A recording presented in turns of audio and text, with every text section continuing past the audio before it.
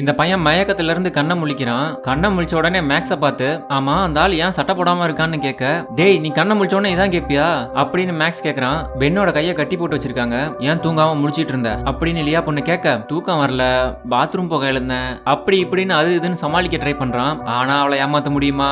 ஆனாலும் அவகிட்ட அப்படியே பேச்ச கொடுத்துக்கிட்டு அவங்கிட்ட இருந்த பாக்கெட் நைஃபை யூஸ் பண்ணி கையில கட்டின கவுத்த அறுக்க ட்ரை பண்ணிட்டு இருக்கான். ஆனா அவனுக்கு பின்னாடியே ஒரு கண்ணாடி இருக்கு. அந்த கண்ணாடியில அவன் கட்ட வைக்கிறது அப்படியே தெரியுது. அட கொடுமையே. அவன் இன்னும் வேகமா அந்த கயிறை கட் பண்ண ஆரம்பிக்கிறான். திடீர்னு சைரன் சத்தம் கேக்குது. அந்த சேர்ல உட்கார்ந்து இருக்க பையன் தான் போலீஸ்க்கு கால் பண்ணிருக்கான். போலீஸ் வந்துட்டாங்க. இப்போ ஐயோ போலீஸ் வந்துட்டாங்கன்னு எல்லாரும் கத்திட்டு இருக்க, நீ தானே கால் பண்ண அப்படின்னு லியா பொண்ணு பென்னை பார்த்து கேக்குறா. ஐயா எனக்குலாம் எதுவுமே தெரியாதுப்பா அப்படின்னு ஒண்ணுமே தெரியாத மாதிரி பென்னு நடிக்க, போலீஸ் வெளியே இருக்கிறத தெரிஞ்சுக்கிட்டு ஹெல்ப் பண்ணுங்கன்னு கத்துறான். மேக்ஸ் உடனே அவன் சின்ன பையனை கூட பார்க்காம எட்டி நெஞ்சு மேலேயே வச்சுட்டு கதவை உடைச்சிட்டு போலீஸ் உள்ள வந்துடுறாங்க. ஹேண்ட்ஸ் அப்னு கத்த உள்ள இருந்த எல்லாருமே பயந்துடுறாங்க. மேக்ஸ் ஒரு கம்பி எடுத்து அந்த போலீஸ் மூஞ்சிலே விடுவான் பாருங்க. ஒரு போலீஸ் அங்கேயே அவுட்.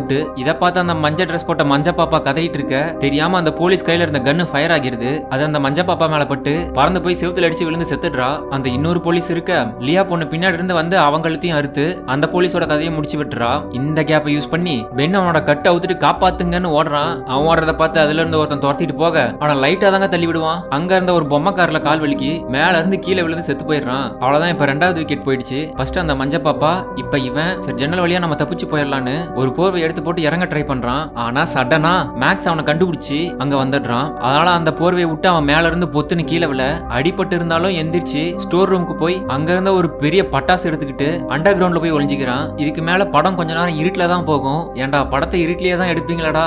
அந்த அண்டர் கிரவுண்ட்லயும் ஒரு பொண்ணை இவனை தேடி கொல்ல வர, இவன் அந்த பட்டாசை வெடிக்க வச்சு அந்த அண்டர் கிரவுண்ட்லயே கேஸ் லீக் பண்ண வச்சு மூணாவது விக்கெட்டையும் முடிச்சிட்டான். இன்னும் 2 பேர் பாக்கி. அதுல மேக்ஸ் தான் வெயிட் கையு. ஸ்டார்டிங்ல சட்டை போடாம ஒருத்தர் இருந்தான்ல அவன் தான். மேக்ஸ் பையன் வெளியே வந்த உடனே சொன்ன மாதிரி மேக்ஸ் முன்னாடியே வந்து நிக்கிறான். அவனை கண்டு பென்னு ஓட துரத்திக்கிட்டே வந்து தெரியாம மேக்ஸ் கீழே விழுந்துடுறான். இதுதான் சந்தர்ப்பம்னு பென்னு ஓடி போய் அந்த இடத்துல எட்டி உதைக்க, ஆனா அவனுக்கு கொஞ்சம் கூட வலிக்கல.